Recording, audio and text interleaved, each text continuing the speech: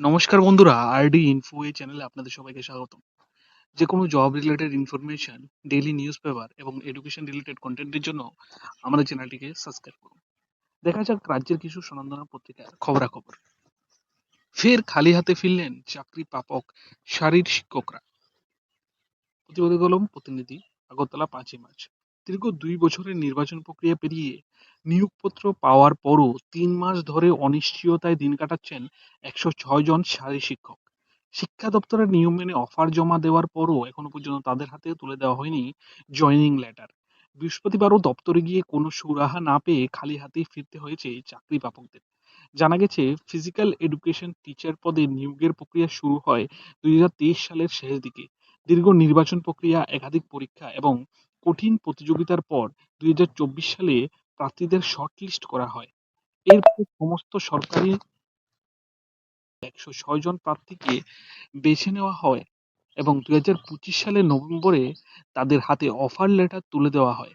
নিয়ম অনুযায়ী প্রত্যেক প্রার্থী সেই বছরের ডিসেম্বরের প্রথম সপ্তাহে শিক্ষা দপ্তরে অফার জমা দেন।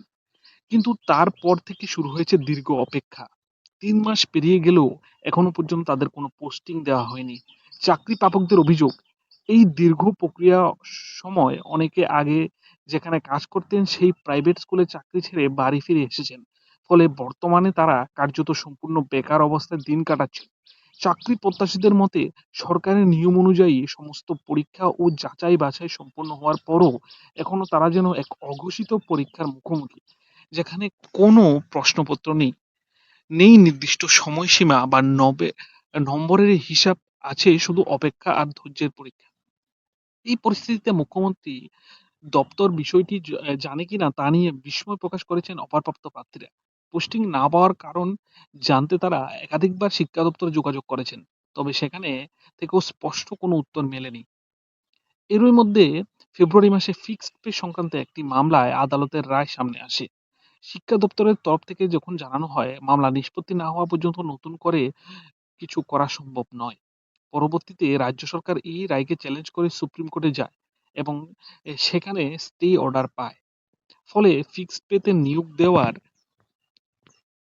ক্ষেত্রে আর কোনো আইনি বাধা থাকার কথা নয় বলে মনে করেছেন সংশ্লিষ্টরা।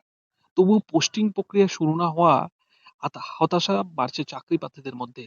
খোঁজ নিয়ে জানা গেছে, নিয়ম অনুযায়ী অর্থ দপ্তরের অনুমতি নিয়েই সেকেন্ডারি এডুকেশন দপ্তর এই 106টি পদের জন্য অফার লেটার জারি করেছিল।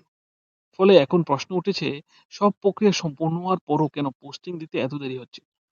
দপ্তরের দায়িত্বপ্রাপ্ত আধিকারিকরা অবশ্য জানাচ্ছেন খুব শীঘ্রই সব সমস্যার সমাধান হয়ে যাবে। তবে সেই খুব শীঘ্রই ঠিক কবে, তার কোনো নির্দিষ্ট উত্তর এখনো পর্যন্ত কেউ দিতে পারছেন না। বৃহস্পতিবার একদল চাকরি প্রাপক সেকেন্ডারি এডুকেশন দপ্তরে গিয়ে এই আশ্চর্য শুনে ফিরে আসেন।